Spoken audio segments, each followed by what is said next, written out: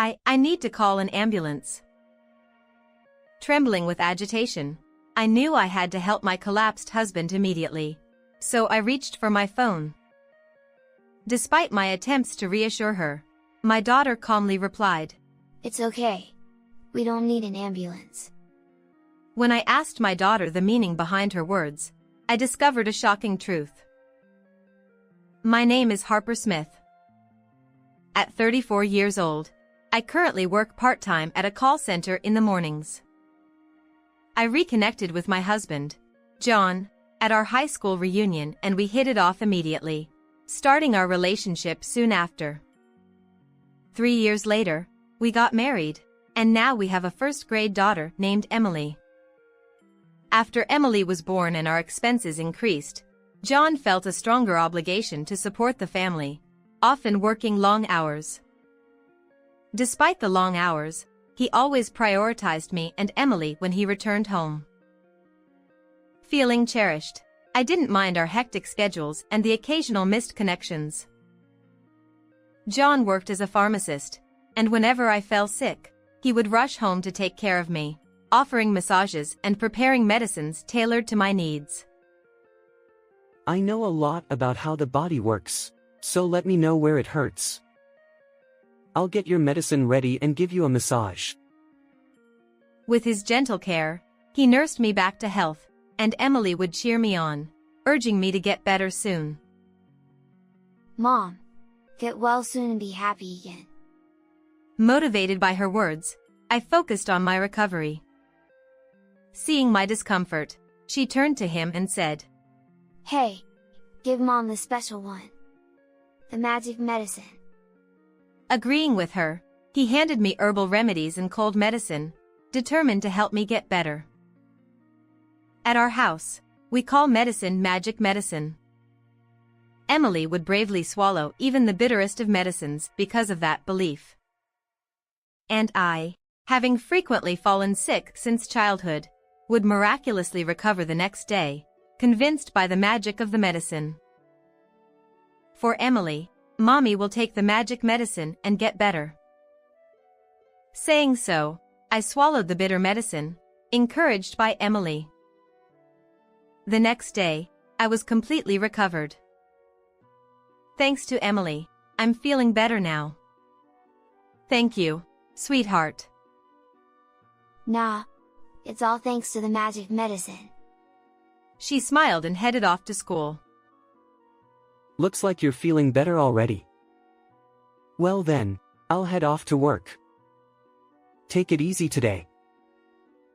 Showing concern for me before leaving for work himself.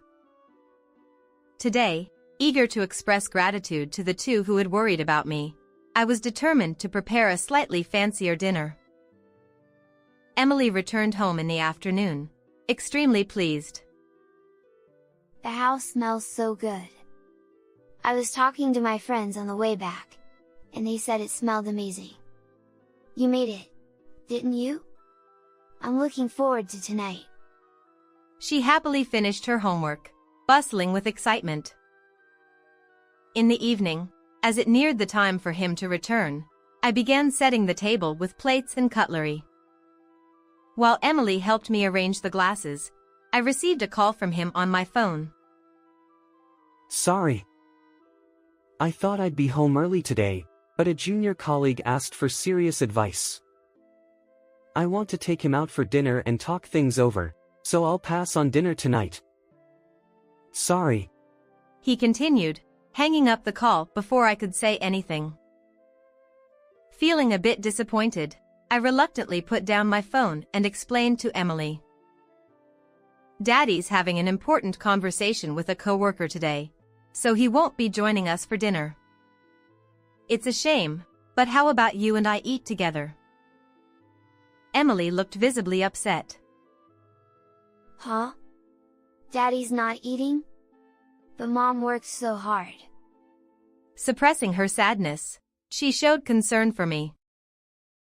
Feeling touched by my kind-hearted daughter, my heart warmed and I felt happy. Although the dinner I had prepared for our family of 3 was now ruined, her kindness made any sadness disappear. As long as she eats, Mommy's happy. It's okay, Then I'll eat a lot for Daddy's share. she said with a smile, happily tucking in. We finished tidying up together, had dessert after dinner, and spent a relaxing day. Mom, I thought Daddy would be here to have dessert with us. Yeah. I'm worried about Daddy too, but should we go to bed soon? Saying that, Emily and I waited for him to come home. But no matter how long we waited, he didn't go home, so we went to sleep first. That day, he didn't come home. He returned around 5 in the morning. Perhaps because it was early morning, I heard the sound of the front door opening slowly, trying not to wake us up. I was preparing lunch and breakfast, so I noticed and headed to the entrance. As soon as he noticed me, he immediately apologized. I missed the last train and had to take the first one back. I'm sorry for worrying you. Realizing that he must have been dealing with something important to miss the last train, I stopped complaining. For now, go take a bath. I'll make breakfast for you while you're in there. Yeah. Thank you. I'll go now. After that, Emily woke up, and the three of us had breakfast together. She had been talking to him about last night's dinner. Why does Daddy always miss the important times? Mom made an amazing dinner yesterday. I see. Harper, I'm sorry. I'll come home early today. He promised, and we all left the house together. While I couldn't prepare a luxurious meal like yesterday, I decided to make my daughter's favorite lasagna for dinner and headed to the supermarket after work to buy ingredients. There, I ran into Emily's friend's mother. Hi, Emily's mom? It's been a while. How have you been lately? Hi, Ava's mom. What a coincidence. Lately, I've been experiencing some health issues more frequently. Maybe it's because of my age. As we chatted, she made a suggestion. Hey, why don't Emily come over to our house sometime soon? That way, Harper, you can have some time for yourself and relax. Ava loves Emily, so she'll be thrilled if she stays over. Really? Well then, I'll gladly accept your offer. Saying that, we exchanged contact information and parted ways. When Emily returned home, I told her about today's conversation. Welcome back. Today, I met Ava's mom. She invited you to stay over at Ava's house. Upon hearing this, her face lit up with a big smile. Wow. Ava's house? Can I stay over? Yes, you can. Just make sure to be a good girl. Ava's mom said you could come over this Saturday. She was eager to prepare for her sleepover right away, her eyes sparkling with excitement, which was shared by her friend Ava as well. I silently thanked Ava's mom for making such a kind offer. In the evening, John also returned home early. Emily happily ran to greet him at the door. Welcome back. Guess what? I'm going to stay over at Ava's house soon. She was so excited that she immediately shared the news with John upon his return. When I mentioned how thoughtful they were for considering my health, he responded, Then maybe I'll go out somewhere on Saturday too. Since you have some time to yourself, why don't you enjoy a leisurely lunch or go shopping alone? And I'll pick up her from Ava's house on Sunday. Is that okay? Well then, I'll gladly accept your offer. I decided to take advantage of Ava's mom and his kind words. After finishing dinner, John remembered something and pulled out an envelope from his bag as if he suddenly recalled it.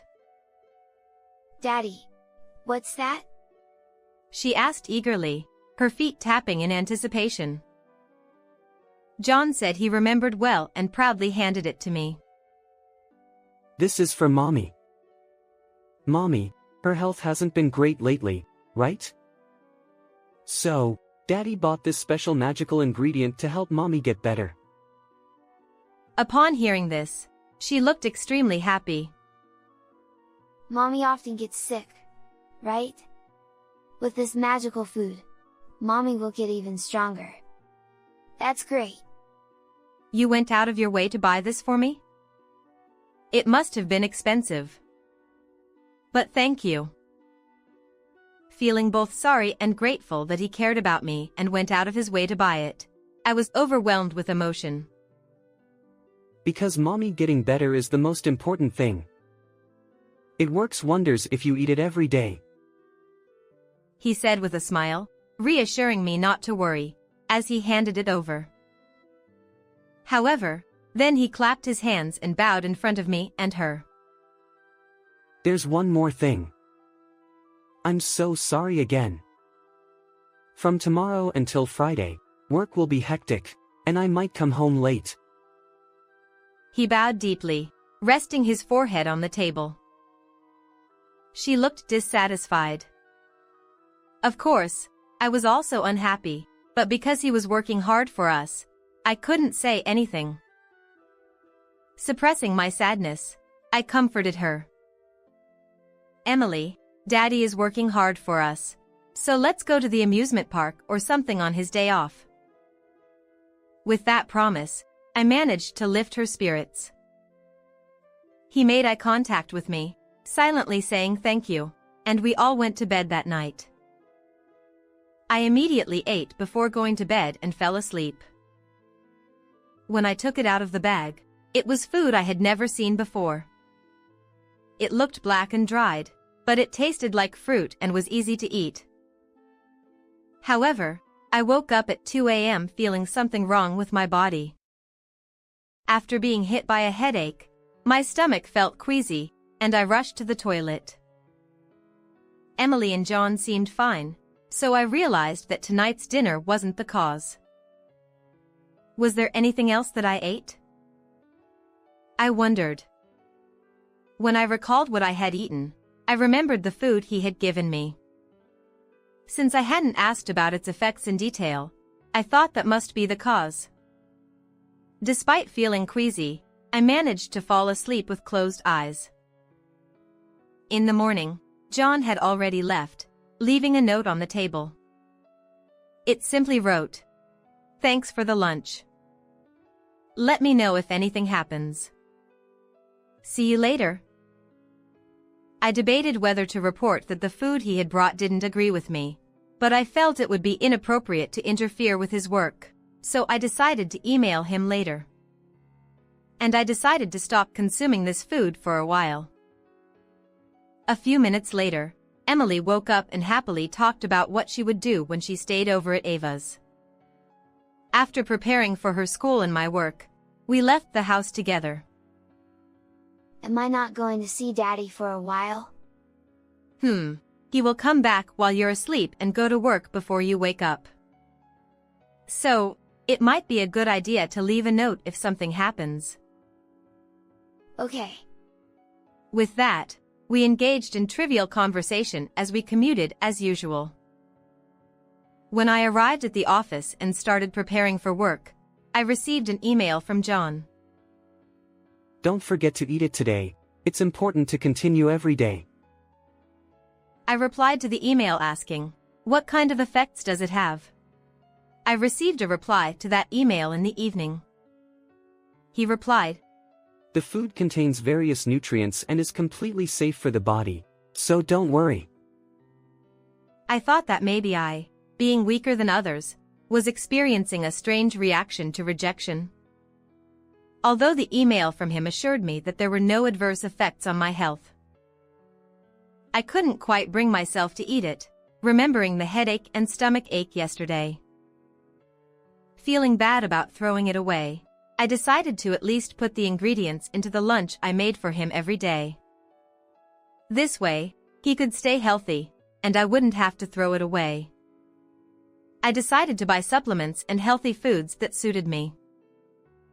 Even after several days, he was commuting to and from work without complaining of poor health, so I was relieved that it probably just didn't suit me. Then the long-awaited Saturday arrived. Emily got into the car that Ava's mom had come to pick her up in and went to stay over. He also left early in the morning to soak in a hot spring in the countryside, so I could spend a leisurely day. Occasionally, I received emails with photos from Ava's mom as updates on how Emily was doing. Emily was smiling brightly as she made sweets with Ava. I also enjoyed myself by going shopping and having dinner out. And before I knew it, it was Sunday.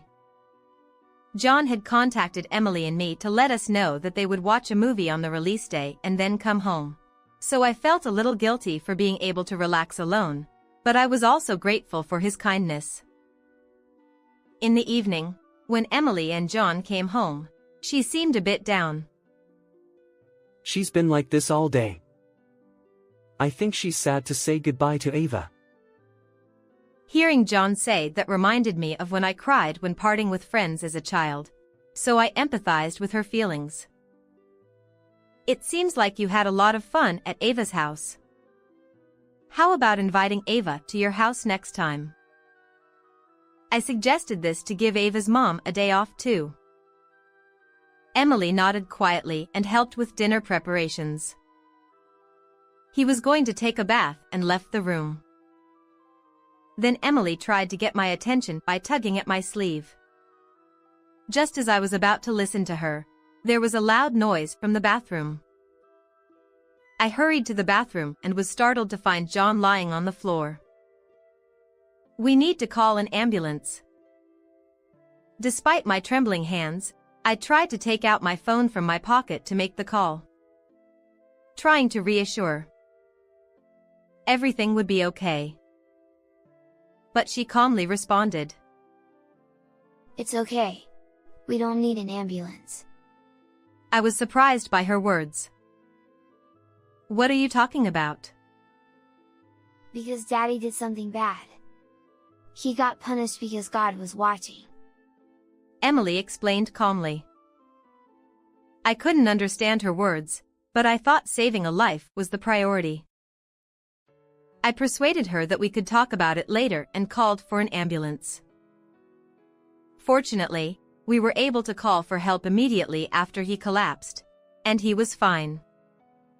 However, he hadn't woken up yet, so he couldn't speak. He was scheduled for a hospital visit today and tomorrow, so I thanked the medical staff and left the hospital. When I got home with her, I asked her about what she was about to say earlier. "Sorry, can you tell me what you were going to say earlier?" Emily then recounted what happened when she stayed overnight and watched a movie. According to her, "Lately, I've been seeing your dad passing by our house at night." Emily found it strange. "Really? But that's around 9 o'clock, right? Dad works much later, so it must be someone else." "That's not a lie. Let's check it out today." So, Emily kept watch at the window during bedtime. A few minutes later, Ava said she needed to use the bathroom and left the room.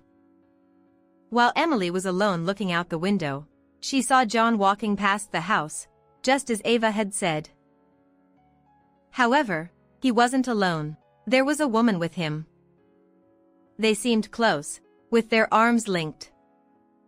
Emily realized it wasn't me and was shocked. She didn't say anything to Ava and pretended that he didn't pass by that day, then went to sleep. Sunday came, and John came to pick her up, but she didn't show much of a smile, likely still affected by what happened yesterday. He thought watching a movie would improve her mood, so they headed straight to the theater and watched a movie together. It seems he accidentally bought tickets for my share as well when purchasing them. Emily chuckled softly and said, "That's just like you, Dad." However, during the screening, Emily seemed distracted, whispering something to him. Hey!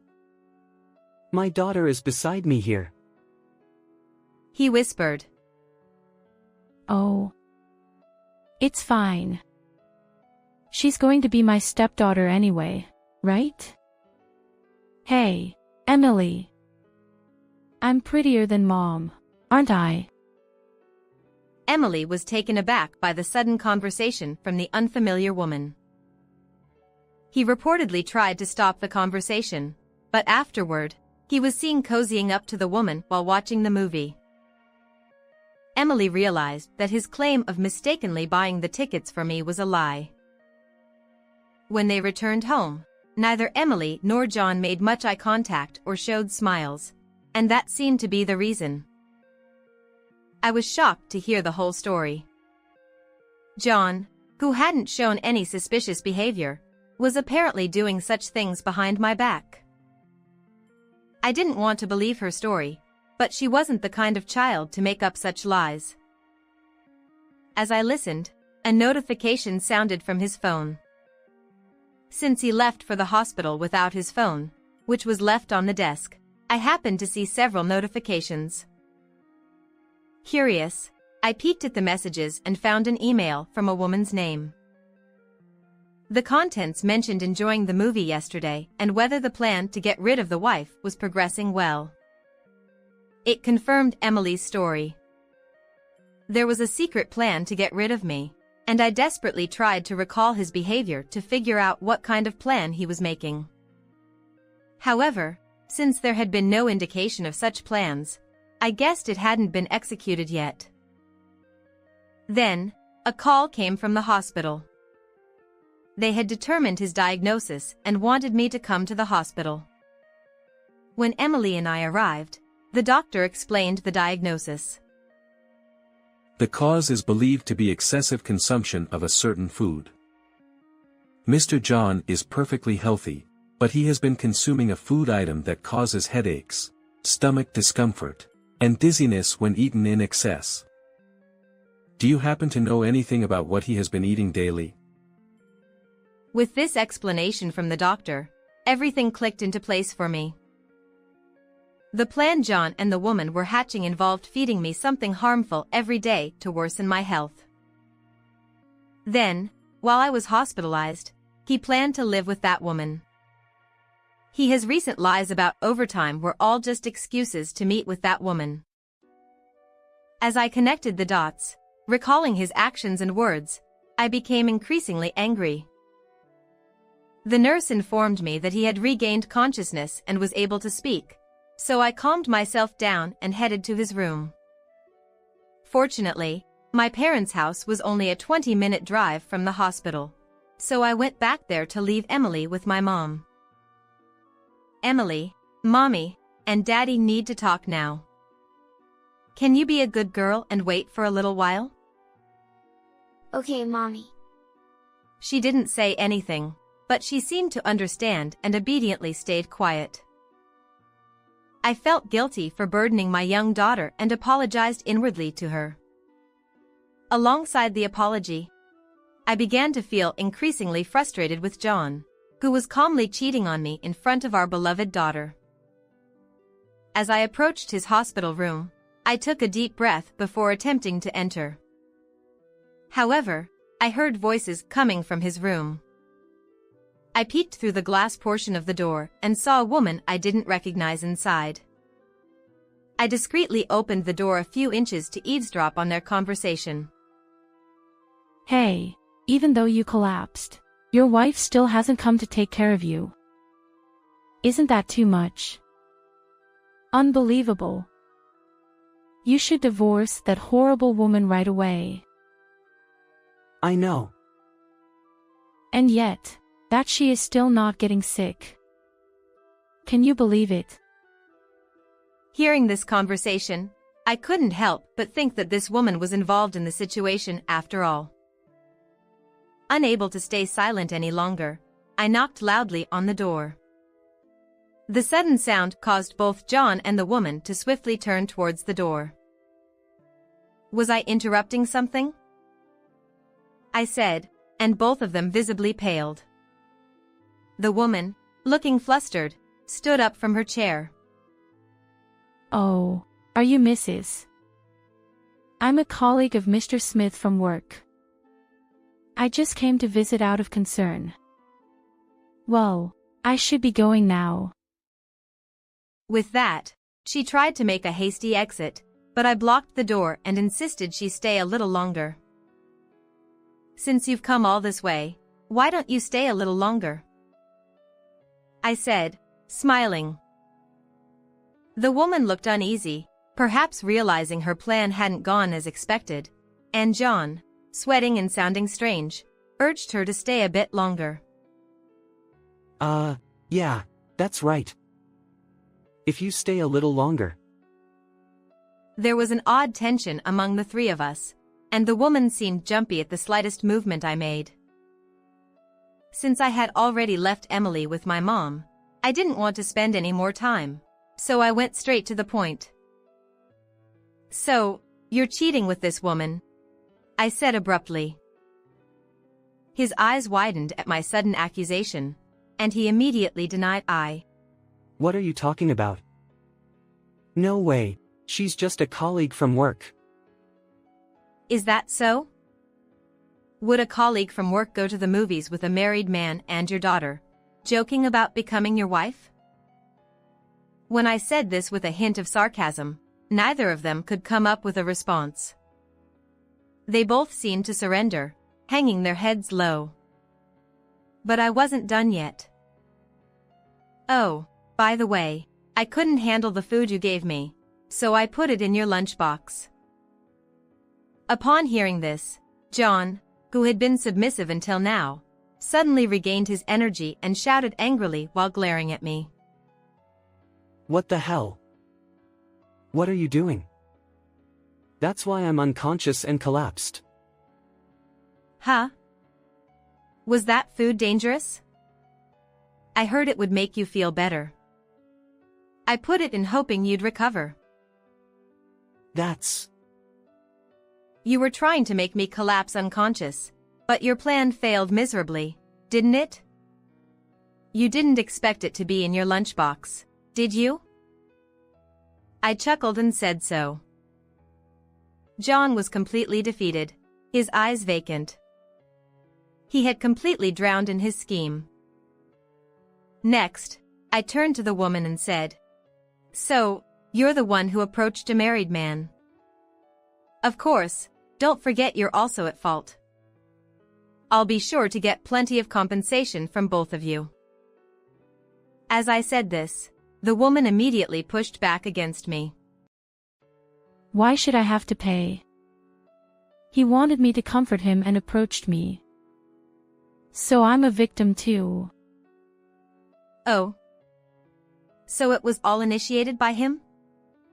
Then show me the email exchanges between you and my husband right now.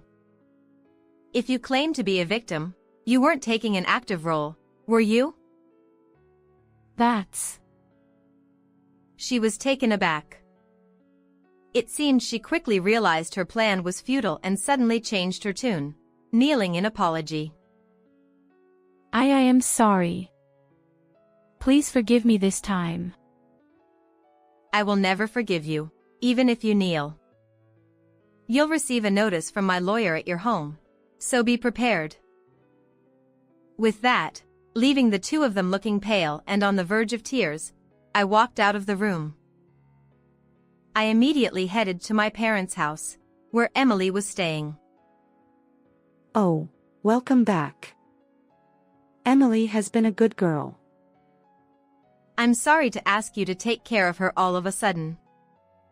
And also, I'm getting a divorce from John, so can I stay in this house for a while? I said something absurd to my mom, who was surprised and wide-eyed.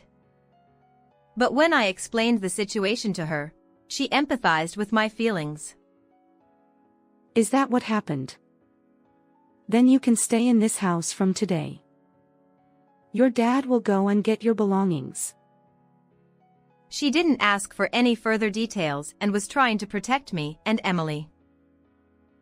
Feeling the warmth of my mom's generosity, I became a little teary-eyed. I politely explained to Emily that we couldn't live with John anymore. To my surprise, she understood and said something like this. I don't like Daddy because he was being nice to someone who wasn't Mommy. I want to live at Grandma's house. Even though she was just a child, she had noticed that his dad was doing something wrong. Thank you. From now on, Mommy will make Daddy smile again. I made that promise to her. When my dad returned from work, I explained the situation to him, and he came to my house, gathered the necessary belongings, and brought them. The next day, John was discharged from the hospital. To coincide with his return home, my father and I went to his place to have a discussion. As soon as I arrived at his house, John immediately apologized. I'm so sorry. I realize that you and Emily are more important to me. I'll cut ties with that woman. Please forgive me. I was completely indifferent to his belated apology. It's no joke to try to deceive me and start over with the person who tried to trap me. Would you please fill out the divorce papers quickly? I said with a sigh. My dad, who was standing behind me, wasn't silent either. Hey, John. I can't allow my precious daughter to live with someone like you.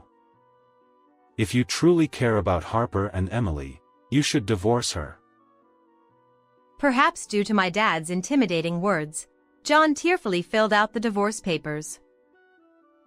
Also, both you and that woman will be sued for compensation.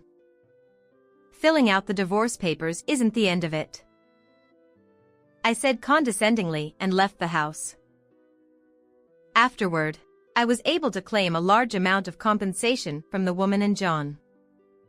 Perhaps because they both worked at the same company, rumors quickly spread there. The woman couldn't bear the gossip and immediately quit her job. She ended up in debt because of the compensation she had to pay me, leading to a very difficult life. He also became the subject of gossip among the residents near his former home, and talk of a promotion at work disappeared. Currently, everyone keeps their distance from them as if they were handling something contagious. I changed my part-time job to full-time and worked hard for Emily. I was recognized for my efforts, received a raise, and now lead a fulfilling life. I now believe that her happiness is more important than my own life. With that in mind, I will continue to protect my daughter's life so that we can spend each day with smiles. How did you find this story? If you enjoyed it, please consider subscribing to the channel. See you in the next video.